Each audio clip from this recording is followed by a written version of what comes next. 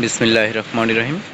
প্রিয় শিক্ষার্থীরা, আশা করি তোমরা অনেক অনেক ভালো আছো। পঞ্চম শ্রেণীর বিজ্ঞান বই 2025-এর ষষ্ঠ অধ্যায় সুস্থ জীবনের জন্য খাদ্য থেকে অনুশীলনের প্রশ্ন উত্তরগুলো তোমাদের নিচে দেওয়া হলো।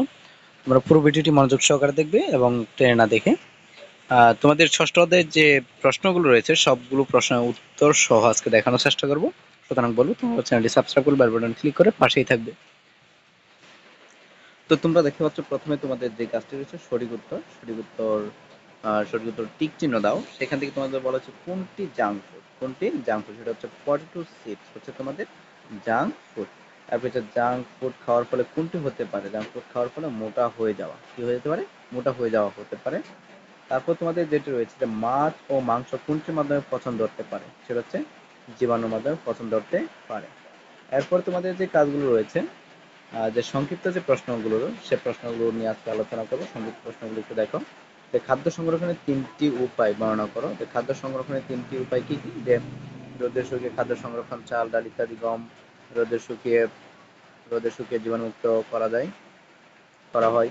২ নম্বর, ফ্রিজ বা হিমাগারে সংরক্ষণ, মাছ, মাংস, সবজি, ফল ইত্যাদি ফ্রিজ বা হিমাগারে সংরক্ষণ করে দীর্ঘদিন ব্যবহার করা যায়। এরপর তোমাদের যে গাছ রয়েছে ভালো রাখা যায়।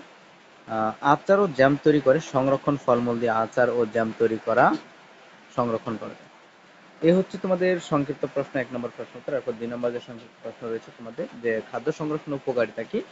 সেখান থেকে হচ্ছে খাদ্যের অপচয় রোধ করে। খাদ্য সংরক্ষণের উপকারিতা কি? সেটা হচ্ছে খাদ্যের অপচয় রোধ করে, খাদ্যের পচন সৃষ্টিকারী ব্যাকটেরিয়া জন্মাতে বাধা দেয়, মৌসুমী খাদ্য সারা বছর পাওয়া যায়।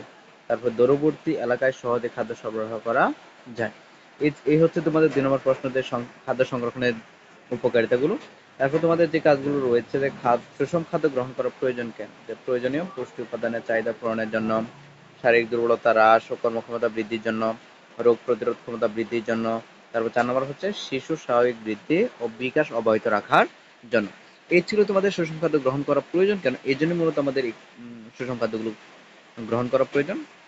এরপর তোমাদের ৪ নম্বর যেটি রয়েছে, যে কিভাবে আমরা সুষম খাদ্য পেতে পারি।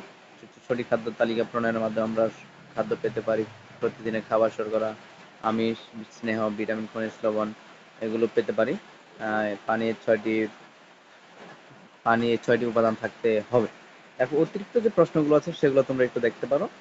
প্রিয় শিক্ষার্থী, আবার বলবো, তোমরা যারা এখনো চ্যানেলটি সাবস্ক্রাইব করোনি, তোমরা এখন এই চ্যানেলটি সাবস্ক্রাইব করে বেল বাটনে ক্লিক করে রাখো, যেন নতুন ভিডিওগুলো তোমাদের কাছে সর্বপ্রথমে চলে যায়, তোমরা যেন খুব সহজে পেয়ে যাও। তো তোমাদের অতিরিক্ত যে প্রশ্নগুলো রয়েছে, অতিরিক্ত প্রশ্নগুলো দেখো। যে প্রশ্ন ১ রয়েছে শিশুর প্রয়োজনীয় পুষ্টিকর খাবার না খাওয়ার দুটি ক্ষতিকর দিক হলো, যে কি কি? যে শিশুর স্বাভাবিক বৃদ্ধি বাধাগ্রস্ত হবে। তারপর শিশুর মানসিক বিকাশ বাধাগ্রস্ত হবে। এরপর রয়েছে সুষম খাদ্য গ্রহণের দুটি প্রয়োজনীয়তা লিখো। সুষম খাদ্য গ্রহণের দুটি প্রয়োজনীয়তা কি কি? যে সুস্থ সবল থাকার জন্য, তারপর যে শারীরিক কর্মক্ষমতা বজায় রাখার জন্য। এই হচ্ছে তোমাদের অতিরিক্ত প্রশ্নের ক্ষেত্রে এই কাজগুলো। এরপর রয়েছে তোমাদের দুটি আমিষ জাতীয় খাদ্যের নাম লেখো, যেটা হচ্ছে মাছ আর একটা হচ্ছে মাংস। তারপর ৪ নম্বর হচ্ছে আমরা প্রতিদিন খাদ্য খাই কেন। দেহ সুস্থ সবল খাদ্য খাই কেন? দেহ সুস্থ সবল ও কর্মক্ষম রাখার জন্য আমরা প্রতিদিন খাদ্য খাই। আর মানুষের খাদ্য ও পুষ্টি চাহিদা কম বেশি হয় কেন?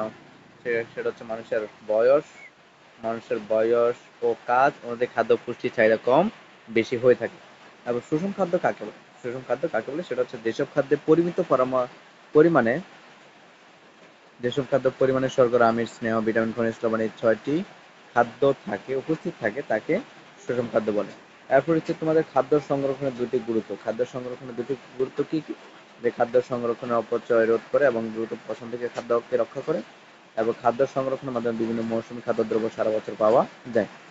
৮ নম্বর রয়েছে তোমাদের রয়েছে মাছ, মাংস রেফ্রিজারেটর দুটি সুবিধা লেখো। সেটা হচ্ছে মাছ মাংসকে পচনের হাত থেকে রক্ষা করা যায়। একটা হচ্ছে দীর্ঘদিন সংরক্ষণের পর খাদ্য হিসেবে ব্যবহার করা যায়। এই হচ্ছে তোমাদের সংক্ষিপ্ত প্রশ্ন এবং যে অতিরিক্ত যে প্রশ্নগুলো ছিল সবগুলো নিয়ে আলোচনা করেছি।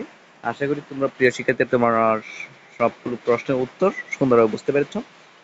যদি বুঝে না থাকো অবশ্যই এখানে কমেন্ট সেকশন আছে, সেখানে যোগাযোগ করতে পারো, বা হোয়াটসঅ্যাপ লিঙ্ক দেওয়া আছে, সেখানে যোগাযোগ করতে পারো। তো আজকের জন্য বিদায় নিচ্ছি। পরবর্তী ভিডিওগুলো পেতে হলে অবশ্যই বলবো চ্যানেলটি সাবস্ক্রাইব করে বেল বাটনে ক্লিক করবে, যেন আমাদের দেওয়া নতুন নতুন ভিডিওগুলো তোমাদের কাছে সর্বপ্রথমে চলে যায়। এবং লাইক কমেন্ট শেয়ার করতে কিন্তু ভুলবে না। বেশি বেশি করে লাইক কমেন্ট এবং শেয়ার করবে, যাতে তোমাদের কাছে ভিডিওগুলো চলে যায় এবং তোমরা শিখতে পারো, জানতে পারো, বুঝতে পারো। তোমাদেরকে অসংখ্য অসংখ্য ধন্যবাদ পুরো ভিডিও দেখার জন্য। ধন্যবাদ।